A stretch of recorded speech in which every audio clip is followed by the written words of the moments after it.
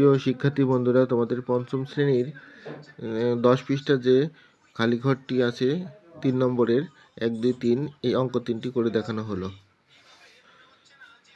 এখানে 71 ভাগফল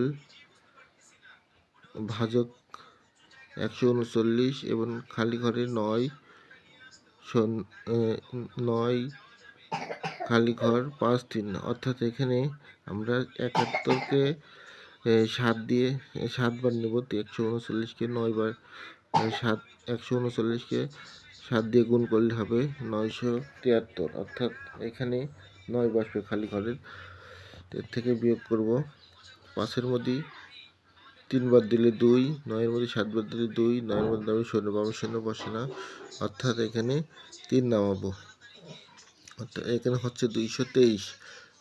223কে আমরা একবার দিলে হবে 139, 139, অর্থাৎ 3-এর মধ্যে 9 বার দেওয়া যায় না, এর জন্য 3কে 13, 13-এর মধ্যে 9 বার দিলে 4, হাতে আছে 1,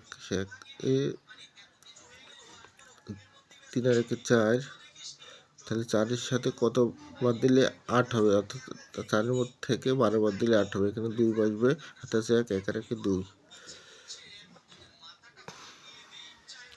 তাহলে খালি ঘরে আমাদের 9, 9, 2, 9 এইগুলো বসবে। 2 নম্বর অঙ্ক আছে, এখানে 325 ভাজ্য আছে 20,775 এবং ভাগফল শুধু 6 দেওয়া আছে। তাহলে আমাদের 325কে 6 দ্বারা গুণ করব, তাহলে হবে 1950, অর্থাৎ এখানে 9 ও 0 বসবে।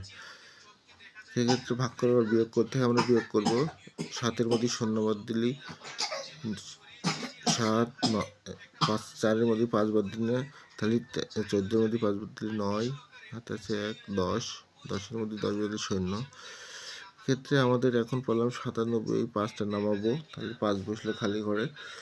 সেক্ষেত্রে আমাদের এখানে আমরা কতটি গুণ করতে পারি, অর্থাৎ 3টি গুণ করলেই আমাদের হবে 975। তারপরে আমরা বিয়োগ করে দিতে, 5-এর মধ্যে 5 বার দিলে 0, 7-এর মধ্যে 7 দিলে 0, 9-এর মধ্যে 9 বার দিলে 0, অর্থাৎ 975 900 0 থাকে।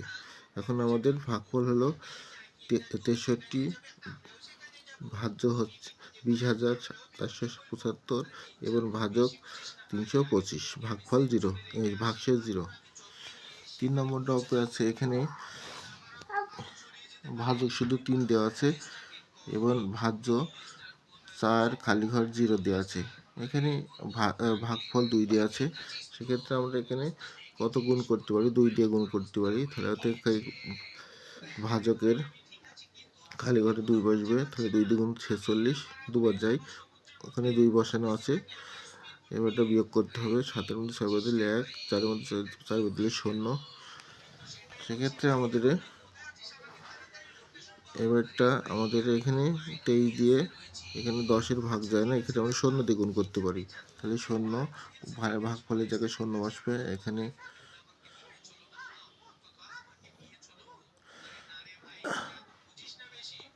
0 বসবে, তাহলে 0 দিয়ে 23-এর গুণ করলে 0 হয়, তাহলে বিয়োগ করতে পারি। 0 করতে 0, 1 করতে 1, তাহলে আমাদের ভাগফল 20, ভাজক 23, ভাজ্য 470 এবং ভাগশেষ 10।